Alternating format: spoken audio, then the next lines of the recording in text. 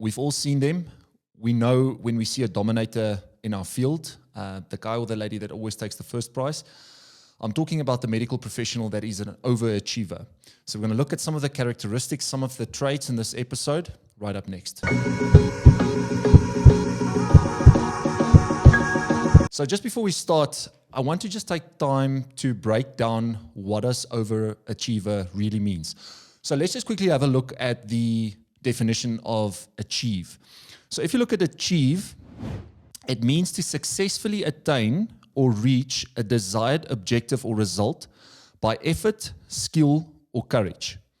So I went a step further and I had a look at what does effort, skill, and courage actually mean, because that will help us to actually dive deeper into this definition. So effort is a vigorous or determined attempt. It's not just an attempt, it's a vigorous or determined attempt. Skill is the ability to do something well. So you're an expert in that field. Then you have a skill. Courage is the ability to do something that frightens someone else. So let's quickly reshuffle this and put it into one massive definition in what does achieve actually mean. Achieve is successfully attaining a goal by means of a determined attempt, being an expert in the field, and the courage to do what nobody else wants to do. That is a massive definition. And if we understand this definition, we can look at a little bit of the traits that makes people successful, because I think often we think the people that are overachievers, the guys that dominates the force or that dominates the market, are not normally the guys that's gifted. Yes, they do have a gift. Yes, they are skilled in what they do. But 80% of this comes from a method, comes from hard work and determination that takes them right up there. So the first point that we are going to have a look at is outwork. Now, if you're watching this episode and you're already thinking, I'm not going to watch it to the end, this episode is probably not for you. If you are working currently from 9 to 4 or from 8 to 3 and then you knock off, again, this episode might not be for you. I'm talking to the guys that's outworking. You're always first, you're always late, you're consistent, you're there. I had this one friend in school when we used to play rugby, JP, and he was a phenomenal rugby player. And one of the things that he always did is he just always did an extra rep. When we were in gym, the other day I actually sent him a WhatsApp to say, listen, just reminded me, you always outworked everybody, because when we said 10 reps, he will do 12 reps. When we did like 100-meter sprints, he'll do 2-3 extras, because he outworked everybody. So somebody that's got work ethic is somebody that can learn the skill to do more. The next point we'll look at is someone that questions everything. They're curious. They always ask open-ended questions. How? Why? What? Why didn't this treatment work? How come this patient is not getting better? How can we do this quicker? How can we do this better? What resources can we use in order to be more effective? Those are the sort of questions that the overachiever quite often asks when they deal with patients. Thirdly, they're team players. So very often in a team, you get an overachiever, but that isolates himself or herself, and that fire burns out. So the overachievers that outlasts everybody are the ones that typically they operate and they shine in a team environment because they create synergy in the team. They understand how important a nurse is working with them. They understand how important a specialist is working with them. They've got an understanding and an awareness of what's going on around them in terms of the team. And sometimes it uplifts the whole spirit. The other day we were actually training legs, gymming in Virgin Active. And as you know, legs isn't the most favorite muscle group to train. So the next moment, the one guy just started, again, just outworking us. And the whole team and the whole spirit was lifted up because this guy was just like, come on, guys, let's go. And everybody picked up. And the next moment we know it was an amazing session because just one guy was like, I'm a team player. I'm going to lift everybody up and we're going to go to the next level. The fourth point is focus.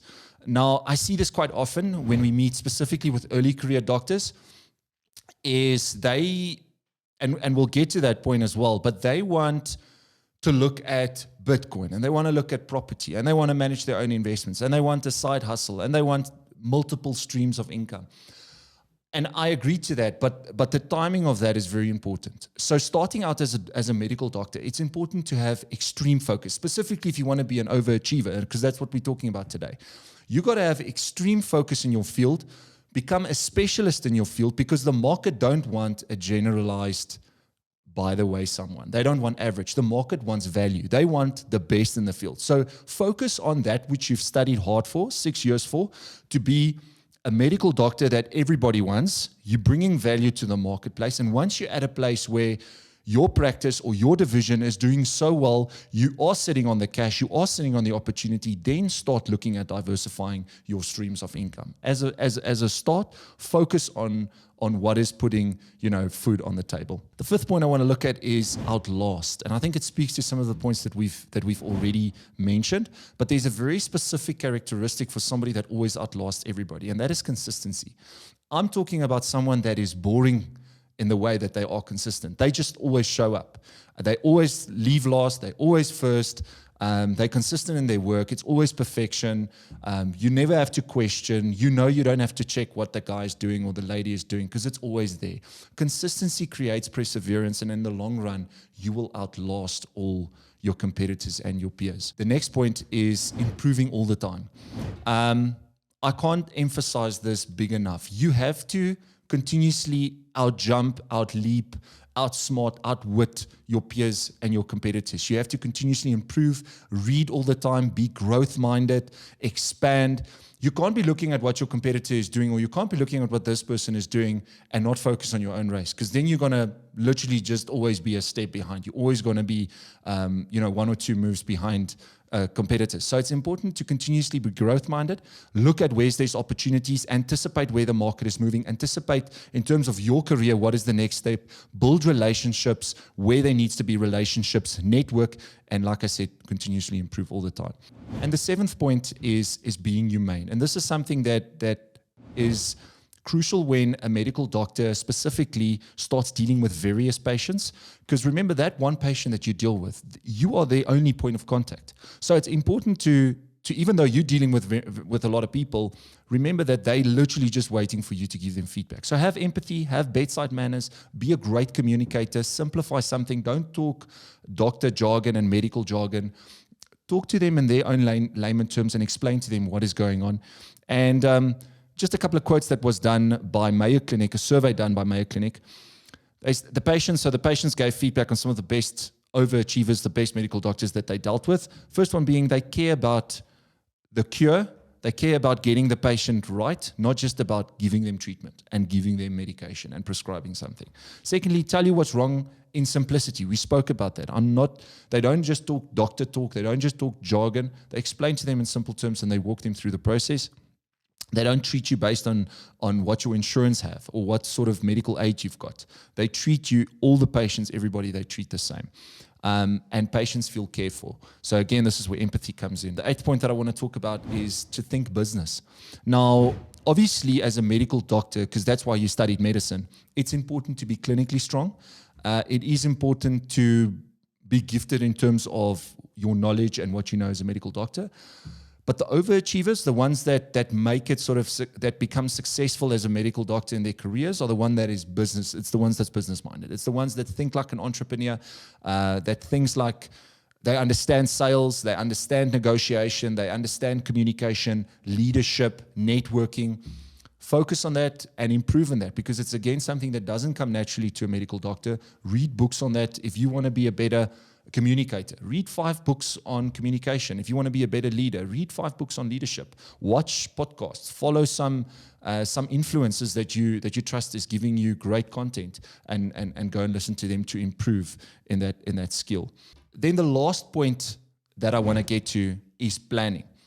Now, John Maxwell actually said that if you outplan somebody, you 70% throughout the race. So what they mean by that is, if you should race against Usain Bolt on a 100-meter sprint, and you start on the 20-meter line, obviously you're gonna beat him, because you've outplanned. And it's very important as a medical doctor to understand that when you start your day, plan your day, reflect on the day, see where you've made mistakes to plan better. When you start in a new ward, maybe ask around some of your seniors, ask some of your peers that's been through that ward, Ask them, what are some of the challenges? What are some of the opportunities? What are some of the threats? And then plan accordingly. Because if you can outplan, again, you're already 80%, 70% through the race.